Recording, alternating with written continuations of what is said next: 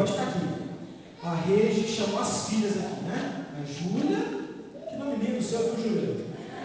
Que nomezão lindo que a sua mãe e seu pai te deram. A Júlia e a Ariane, pode vir, pode vir. Isso, entrega lá para a mamãe, uma salva de palmas aí para elas, né?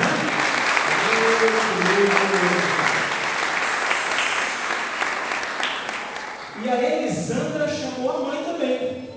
Porque mãe é um negócio especial, né? Mãe é um negócio assim que eu sou doido pela minha mãe. Eu sou apaixonadão por ela. Isso, a mãe da Elisandra aqui, ó, para entregar aqui o certificado.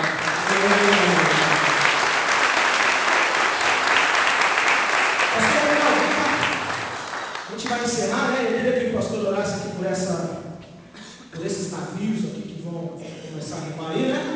Ou já que estão remando, mas o Senhor possa abençoar a vida deles. Irmãos, estamos despedidos, lembre de orar pela família então do Elcio, da Gilcione, o pastor Gerson faleceu, e pela família também do pastor Samuel Mitch. Irmãos, antes do pastor orar, que horas é o culto do domingo que vem?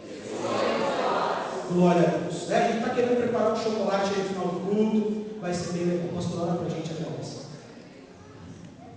Estenda sua mão, querido irmão. Santo Deus, nessa noite, Pai, é festa sim no teu reino, amém?